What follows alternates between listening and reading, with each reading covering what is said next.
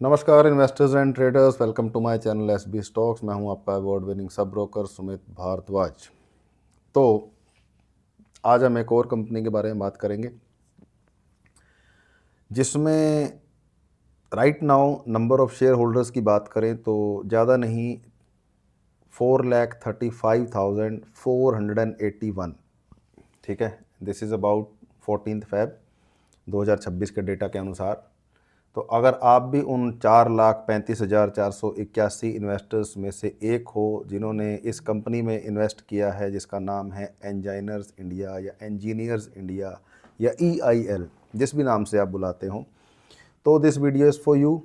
या आपको किसी भी कंपनी का या सेक्टर का या आमतौर पर जैसे मुझे बड़ा अच्छा लगता है एनालिसिस करना, स्टडी करना, मैं उसमें इन्वेस्ट करूं ना करूं, बट कंपनीज़ को, सेक्टर्स को एनालिसिस करना, उन पे नज़र रखना मेरे को अच्छा लगता है। मतलब this is my habit, I love this job and that is why I make back to back videos, that is why I keep on searching. मतलब या ये कह लीजिए कि भी करते तो हम पहले भी थे ये काम, बट ये है कि अब उसको डॉक्यूमेंट नहीं करते थे, क्योंकि अदरवाइज़ जिस भी आप फील्ड में हो, अगर आप रोज़ उसके ऊपर काम नहीं कर रहे हो, अब जैसे यहाँ पे काम क्या है, टू फाइंड बेटर बिजनेसेस।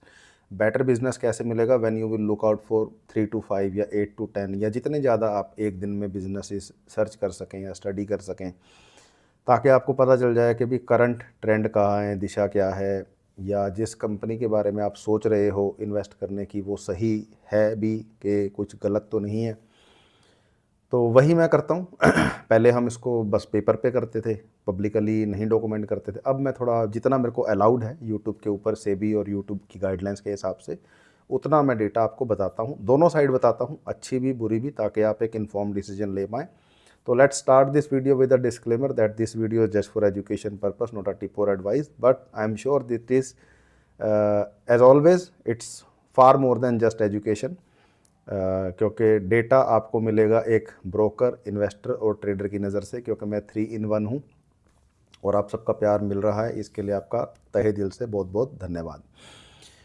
तो बेसिकली पिछले कुछ सालों में हमने देखा है कि डिफेंस और रेलवे PSUs में ना काफ़ी अच्छी रैली आई है, काफ़ी स्टॉक्स मल्टीबैगर बने हैं। लेकिन जो ये कंपनी है EIL, इंजीनियर्स इंडिया, ये स्टॉक बेसिकली मार्केट में ना हाथी की चाल चल रहा है, मतलब स्लो एंड स्टडी। अब वैसे तो देखिए कहावत है, slow and study wins the race, but उसके लिए चाहिए पेशेंस। तो अब लोग ये पूछ रहे हैं कि भैया ठीक है ये जीत जाएगा, पर कब? कितना और पेशेंस रखें, या करंट सिचुएशन क्या है? तो चलो विद डेटा एनालिसिस करते हैं कि क्या ये स्टॉक डेड मनी है या अभी भी इसमें ग्रोथ बची है। तो पहली बात तो ये कि जितने स्मार्ट इन्वेस्टर्स हैं, बड़े इन्वेस्टर्स हैं, HNI इन्वेस्टर्स हैं, चाहे FII, DII, इंडिपेंडेंट इंस्टीट्यूशनल या म्यूचुअल फंड्स, वो किसी भी स्टॉक में सिर्फ प्राइस के लिए नहीं घुसते, वो बिजनेस क्वालिटी के लिए घुसते हैं। और इस स्टॉक में बिजनेस क्वालिटी के साथ साथ डिविडेंड्स को भी वो एक्टिवली ट्रैक करते हैं। तो आगे जाके वीडियो में आपको और डिटेल में बताऊंगा कि what I mean by this. तो आज हम डिकोड करेंगे EIL कि ये बाकी BSU स्टॉक से अलग क्यों है, कैसे है, भी क्या ये एक वैल्यू पिक है या वैल्यू ट्रैप। तो let's analyse based on data. तो again disclaimer, not a tip और advice, consult your adviser, SEBI approved adviser before taking any kind of investment decisions. Okay, मैं नहीं कह रहा खरीदो, मैं नहीं कह रहा बेचो। तो हर कंपनी का एक बिजनेस मॉडल होता है, और यहाँ पे इस कंपनी का एक नहीं दो बिजनेस मॉडल है। तो पहला बिजनेस मॉडल है कंसल्टेंसी एंड इंजीनियरिंग, कि ये इनका है कोर बिजनेस, और यहाँ ये डिज़ाइंस बनाते हैं, इसमें हाई मार्जिन होते हैं, बीच में 25 to 30% की रेंज। लेकिन प्रॉब्लम ये है कि ये थोड़ा स्लो है, इसलिए पूरी कंपनी स्लो है। अब जो दूसरा है जिसको हम बोलते हैं टर्न की प्रोजेक्ट्स, एंड आल्सो शॉर्ट कम में बोलते हैं LSTK। ठीक है, तो यहाँ पे ये क्या करते हैं, ये प्रोजेक्ट्स को कंस्ट्रक्ट करते हैं खुद। इसमें रेवेन्यू बड़ा दिखता है, मतलब ऑर्डर बुक बड़ी दिखेगी, रेवेन्यू का साइज़ बड़ा दिखेगा, लेकिन मार्जिन जो है ना वो बहुत कम है, मतलब 3 से 4% का मार्जिन है। ओके, तो मतलब सिर्फ रेवेन्यू देख के या ऑर्डर बुक देख के अगर आप खुश हो जाते हो तो इसीलिए बोला जाता है कि नेट प्रॉफिट मार्जिन और नेट प्रॉफिट ये ज़्यादा ज़रूरी है। और वही जैसा कि मैंने बताया कि पिछले कुछ सालों में हुआ ये है कि इनका जो टर्न की रेवेन्यू है, जहाँ पे मतलब 3 से 4% का मार्जिन है, वहाँ पे तो इनकी रेवेन्यू बढ़ रहा है, ऑर्डर्स बढ़ रहे हैं। लेकिन जहाँ पे मार्जिन ज़्यादा है, 25 to 30% का रेंज है, वहाँ पे इनके पास उतना काम नहीं आया है। तो इसी वजह से थोड़ी सी दिक्कत आ रही है, क्योंकि जब लो मार्जिन बिजनेस बढ़ता है तो प्रॉफिट ग्रोथ स्लो हो जाती है और मार्केट यहीं पे किसी भी कंपनी को, नॉट जस्ट दिस कंपनी, उसको डिस्काउंट करना शुरू कर देता है। अब ये तो हो गई थोड़ी सी नेगेटिव बात। अब पॉजिटिव बात क्या है? पॉजिटिव है मोट, यूएसपी। यूएसपी क्या है कंपनी के पास? ये अच्छी अच्छी बातें क्या है कंपनी के पास कि सबसे पहली तो ज़ीरो डेप्ट, भी कंपनी पर वर्चुअली कोई कर्जा ही नहीं है। सेकंड, कैश रिच कंपनी है, भी इनकी बैलेंस शीट पर मैसिव कैश रिजर्व्स होते हैं, which you can check publicly. Third है डिविडेंड यील्ड, भी हिस्टोरिकली ईआईएल के एक हाई डिविडेंड पेइंग स्टॉक रहा है। कई बार इनकी जो डिविडेंड यील्ड है वो 4 to 5% तक पहुंच जाती है, मतलब लगभग फिक्स डिपॉजिट के आसपास। तो कंजर्वेटिव इन्वेस्टर्स या एचएनआई इन्वेस्टर्स इसे अपने पोर्टफोलियो में डिफेंस के लिए रखते हैं, ताकि मार्केट जब गिरे तो डिविडेंड्स जो हैं वो उनके पोर्टफोलियो को या उनकी रिटर्न्स को सपोर्ट करें। ये प्राइस मूव होना हो, बिजनेस चले ना चले, डिविडेंड तो आ रहे हैं ना, मतलब कहीं ना कहीं से तो रेवेन्यू आ रहा है या प्रॉफिट आ रहा है, वो है। अब बात करते हैं फ्यूचर ट्रिगर्स की भी। क्या इस स्टॉक में ग्रोथ ख़त्म हो गई है? क्या ये ऐसे ही चलता रहेगा? अभी अगर इनका वो हाई मार्जिन 25-30% वाला मार्जिन वाला बिजनेस नहीं चला तो क्या ये 3-4% वाले पे ये ऐसे ही स्लो एंड स्टडी चलता रहेगा? तो देखते हैं, ठीक है। मैं डायरेक्ट तो आपको कुछ कह नहीं सकता, मैं तो आपको डेटा बता सकता हूँ। तो फ्यूचर ट्रिगर क्या है? फ्यूचर ट्रिगर है एनर्जी ट्रांजिशन। भी गवर्नमेंट का फोकस अब ग्रीन हाइड्रोजन, बायोफ्यूल्स और रिफाइनरी एक्सपेंशन पर हो चुका है, और EIL is the go to agency for designing this company plant complex plants. मतलब इनकी उसमें मास्टरी है उन प्लांट्स को डिज़ाइन करने में, और उसी डिज़ाइनिंग में और कंसल्टेंसी में इनका मार्जिन ज़्यादा है। तो ये एक, चलो कहीं ना कहीं एक गुड न्यूज़ देखने को मिलती है। भी अगर आने वाले क्वार्टर्स में इनको कंसल्टेंसी ऑर्डर्स ज़्यादा मिलते हैं ग्रीन एनर्जी सेक्टर से, तो मार्जिन्स वापस एक्सपैंड हो सकते हैं। मार्जिन्स बढ़ेंगे तो प्रॉफिट बढ़ेगा, प्रॉफिट बढ़ेगा तो सब कुछ ही बढ़ेगा। तो हमें एज एन इन्वेस्टर क्या देखना है? Order inflows in the consultancy segment, not just total order book. फिर रिपीट करता हूं कि टोटल ऑर्डर बुक देखने की बजाय हमें यह देखना है कि कंसल्टेंसी सेगमेंट में ऑर्डर इनफ्लोज किस रेट ऑफ इंटरेस्ट से बढ़ रहे हैं, किस स्पीड से बढ़ रहे हैं, क्योंकि वो बढ़ेंगे तो होगा असली मैजिक। कंक्लूजन क्या है? वही दोनों केस की बात करेंगे, bear case and bull case, मतलब मंदी वाला केस और बुल वाला। भला सब कुछ खराब रहा तो क्या होगा और अच्छा रहा तो क्या होगा? तो पहले बुरी बात करते हैं। भी बुरी बातों में क्या क्या हो सकता है? सबसे पहले हो सकता है एग्जीक्यूशन डिले। सेकंड हो सकता है कि जो कि पार्ट ऑफ बिजनेस ही है एवरी PSU कंपनी के, गवर्नमेंट के जो प्रोजेक्ट्स हैं वो थोड़ा स्लो चलते हैं, डिले भी हो जाते हैं due to several other reasons, ठीक है। अब उनमें हम नहीं जाएंगे, हम गवर्नमेंट को कुछ नहीं बोलेंगे ना, अच्छा ना बुरा, हम अच्छा ही बोलेंगे, है ना। तो जब डिले होता है तो इससे क्या होता है कि कॉस्ट बढ़ती है, कॉस्ट बढ़ती है तो मार्जिन ख़त्म हो जाता है, मार्जिन ख़त्म हो जाता है तो प्रॉफिट ख़त्म हो जाता है, प्रॉफिट ख़त्म हो जाता है तो सब कुछ ख़त्म हो जाता है, सब कुछ स्लो हो जाता है। तो ये तो चलो हो गया बेयर केस या डरने वाली बात। अब अच्छी बात क्या हो सकती है? बुल केस, क्योंकि देखो हर चीज़ में दो पहलू होते हैं। यहाँ पे वैल्यूएशन कंफर्ट हो सकता है, डाउन साइड यहाँ से at from this point limited लगता है, क्योंकि ऑलरेडी काफ़ी अच्छा करेक्टेड है ना। अब इसके और नीचे जाने के लिए फिर तो कुछ बहुत ही भयानक या गंदी खबर या कुछ गलत लेवल, नेक्स्ट लेवल कुछ गलत होगा तो इससे ज़्यादा नीचे एक सिग्निफिकेंट ड्रॉप आएगा, क्योंकि हर चीज़ का एक एवरेज ट्रू रेंज होती है, ATR या रेशो। तो उसके हिसाब से अगर हम देखें तो ये नियर टू रेजिस्टेंस है, सॉरी नियर टू सपोर्ट है, ठीक है। अगर हम चार्ट पे भी जाके देखेंगे तो भी यहाँ से कभी भी सपोर्ट लेके स्विंग बना सकता है अगर आप स्विंग ट्रेडिंग करते हो तो डाउन साइड लिमिटेड लगता है। एक और उसके पीछे जो रीज़न है वो है क्योंकि हाई कैश रिजर्व है कंपनी के पास, दूसरा डिविडेंड एक अच्छा मोट है, और अगर ग्रीन एनर्जी ऑर्डर्स पिकअप होते हैं तो पूरी कंपनी की, पूरे स्टॉक की री रेटिंग पॉसिबल है। अगेन मेरा व्यू का मतलब ये नहीं कि मैं कोई टिप या एडवाइस दे रहा हूँ भी खरीद लो या बेच लो, नहीं। व्यू ये है कि first of all this is not for jackpot seekers, भी ये उनके लिए नहीं है जो मल्टी बैगर रिटर्न्स ढूंढ रहे हैं या ग्रोथ ढूंढ रहे हैं, है ना। ये है कैपिटल प्रोटेक्शन के लिए और स्टेडी एंड स्लो कंपाउंडिंग के लिए, क्योंकि it is a defensive play. मतलब अगर मैं क्रिकेट की भाषा में बोलूँ तो ये सचिन तेंदुलकर या विराट कोहली नहीं है ये स्टॉक, ये है राहुल द्रविड़ के।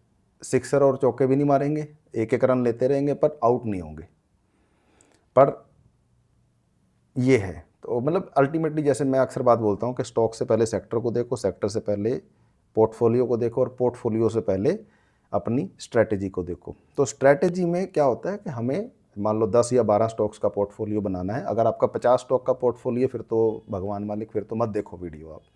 लेकिन अगर आप 10, 12, 15 वाले जेन्युइन तरीके से काम करने वाले इन्वेस्टर हो तो देखिए सारे के सारे आप 12 या 15 स्टॉक्स एग्रेसिव नहीं ले सकते, आपको डिफेंसिव भी रखने पड़ेंगे ताकि अगर मार्केट क्रैश आए तो एक स्टेबिलिटी रहे, उतना डाउनसाइड ना जाए।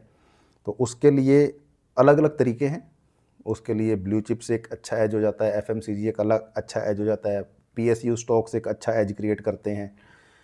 तो मतलब उसको प्ले करने के अलग अलग तरीके हैं, तो ये आपको देखना है। अब चाहे आप खुद अपनी स्ट्रैटेजी बनाएं, चाहे आपका एडवाइज़र या ब्रोकर बनाएं, तो आपने उनको सबसे पहले अपना गोल बताना है कि जी ये मेरा गोल है कि मैं स्टॉक मार्केट में आया क्यों हूँ, भाई आपका टारगेट क्या है, ठीक है। चाहे वो आप खुद कर रहे हो तो पेपर पे लिखो, अपने एडवाइज़र या ब्रोकर के साथ डिस्कस कर रहे हो तो पेपर पे लिखो कि आपका गोल क्या है। फिर दूसरा, बड़ी ईमानदारी के साथ बोलिए कि आपको सच में काम करना आता है, कि आपको ट्रेड या इन्वेस्ट करना आता है, कि आपको ये 4 बातें लिखनी आती है, भी क्या खरीदोगे, कब खरीदोगे, कितना खरीदोगे और कब बेचोगे।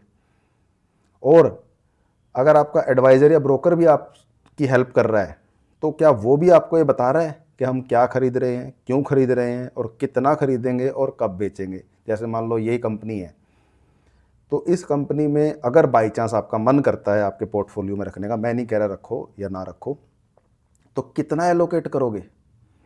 या आपके पास 100 रुपये हैं तो 5 रुपये लगाओगे, 10 रुपये लगाओगे, 2 रुपये लगाओगे, और क्यों, उसके पीछे क्या स्ट्रैटेजी है। देखिए स्ट्रैटेजी तो बनानी पड़ेगी। जैसे मैंने कि आपको क्या बोला कि मैं तो जो ये कंपनीज वीडियो बनाने के लिए भी चूज़ करता हूँ, इसके लिए भी स्ट्रैटेजी है। अदरवाइज़ मैं कैसे चूज़ करूँगा, मैं तो फ़ोन ही करता रहूँगा, पूछता ही रहूँगा, कमेंट ही करता रहूँगा कि बताओ जी बताओ अगला वीडियो किस पे बनाऊँ। नो डाउट मैं पूछता हूँ, उससे मुझे हेल्प भी मिलती है, बट अब रोज़ रोज़ इतने कमेंट नहीं आते, बट वीडियो तो मुझे रोज़ बनाना है, ठीक है। अब कंटेंट के लिए भी अलग है और कई मतलब दोनों चीज़ें होती हैं, क्योंकि देखिए मैं पोर्टफोलियो रोज़ रोज़ तो चेंज करता नहीं, तो और 10, 12, 15 स्टॉक्स ही हैं। मतलब एट प्रेजेंट तो मेरे पोर्टफोलियो में 9 ही स्टॉक्स हैं। अब मैं 9 को ही बार बार रिपीट करता रहूँगा तो वो भी गलत हो जाएगा, आप लोग बोर हो जाओगे। प्लस एक ही कंपनी के बारे में बार बार क्या बोलूँ मैं, है ना। तो I have made a strategy कि जिससे मेरे पास रोज़ एक नई कंपनी निकल के आती रहे कि आज मैं उसके बारे में वीडियो बनाऊँ। तो ऐसे ही आपको भी यही सब सिस्टम बनाना है कि आप क्या खरीदोगे, कब खरीदोगे, कितना खरीदोगे और कब बेचोगे। भी अल्टीमेटली मार्केट को आप कंट्रोल नहीं कर सकते, वर्ल्ड लेवल पे क्या होगा, जियोपॉलिटिकली क्या होगा, पर आप अपनी स्ट्रैटेजी बना सकते हो कि भैया चाहे कुछ हो जाए मैं तो ऐसे काम करूँगा and I will be happy in that way. क्योंकि देखिए खुद की खुशी बहुत ज़रूरी है कि हम कुछ भी काम करते हैं लाइफ में, चाहे पैसा कमाते हैं, चाहे एंटरटेनमेंट, चाहे प्लेजर, चाहे लग्जरी, चाहे जो भी, उसमें अगर खुद की खुशी नहीं है, खुद की कन्विक्शन नहीं है, तो उसका मुझे नहीं लगता कोई पॉइंट है फिर। मतलब मेरे लिए तो मेरी खुशी बहुत ज़्यादा ज़रूरी है ना।